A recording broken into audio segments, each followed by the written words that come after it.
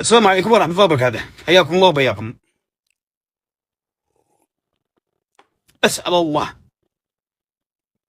لي ولكم الفوز بالجنة والنجاة من النار، قولوا آمين.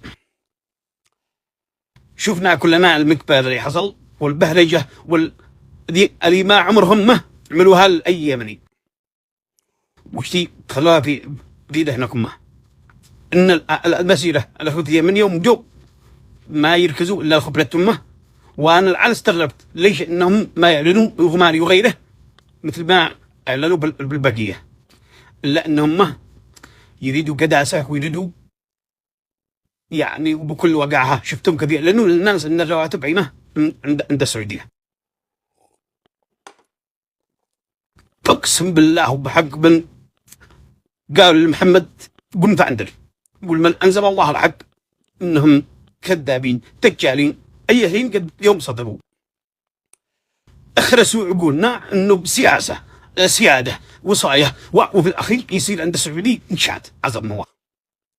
وين الرجال اليمني الذي صدق تحس انه انا واحد من الالاف البشائر الذي اقتلوا بشعاراتهم على اننا وعلى انه اليمني وعلى وشوهوا بالسعوديه تعبونا وعبور كل القبائل اليمن انهم مضطروا عبد هم الذي ما يريدون الخير، واليوم اتضحوا انهم بياده وعهدي عزم الله للإيراني وعهدي للغرب، وما يريدوا لأن يكونوا شوكة وخنجر مسموم يأذوا المملكة ويأذوا الخليج ويأذوا الدول الإسلامية.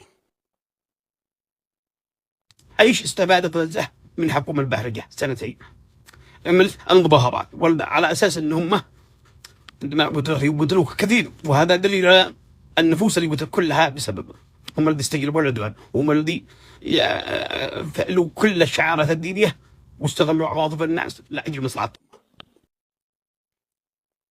فنكون واعيين، وأنا من ضمن أنصح نصيحة المشايخ كلهم.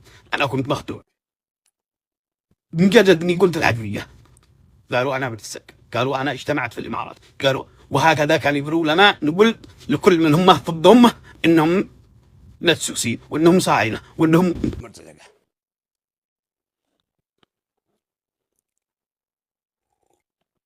أو ما يقول الحق،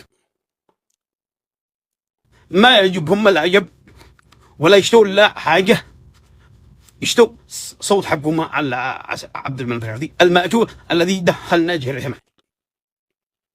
حتى على مستوى نزل في الحاوري صورة عجبني هنقلد الجزائر، قالوا هو درستنا الرجال بيطلع يعرفه بيقلد من قبل ذا صدايعكم حقكم، وإن شيء حاجة فايش المعنى انه مثلا من باب انه يدور عنه المفروض انه كما قال في مقابله ان هذا البعارات توصل رساله، لكن عقولهم صغيره.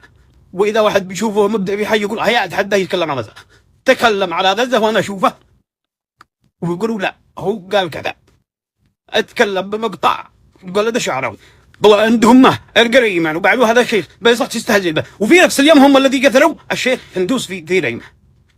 قال أشهد بالله هذا قال الله مش حقي حق أبتاي، أشهد الله وباليد الله. وبن قال محمد قم باندر إن إحنا اليمنيين إحنا دي ضربنا على نفوسنا، ولا لو هناك كلمة واحدة وعندنا أخوة وعندنا شحامة ما أن ضباب واحد مجوسي ربيد يتبع الإيراني إنه يتحكم علينا وعلى بلادنا وعلى عظمة وعلى مقدراتنا. حتى أنا والمشاهير كلهم كود إحنا نتناقر من واحد لواحد، وكود هنا نوجه للتهمات، هذا الحزب الفلاني يوجه ضد الحزب الفلاني، وهذا الدولة للأسف الشديد توظف مضية، وأنا فترة من الفترات لكن وعيت، وهذا ما يخدم إلا من اللي بيمولوا هذول الأقلام المأجولة، ولا أي فائدة إننا ننتقد هذا الظرف وهذا الظرف، وقد كلهم مشردين، قد كلنا مجرد. إذا إحنا نشتي صدق حاضية فعلى الأصل مش ضروري يندح أي طرف مثلا، لكن علم لما الجهود كلها أنها تتحرك لين قادر يعني، وإن قادنا وإن قاد أولادنا واجعنا ما ندنا مرتاح ويري مرتاح مثلي، لكن المفروض نكون عندنا كلمة حق.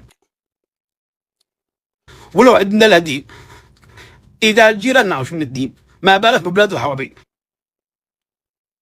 وعدهم ما وقروا واصل خيرهم على بلادنا من على نفوسنا، حتى آبائنا يكلمونا. نجي ننكر بسبب الجدري. عب الدنيا مقابل.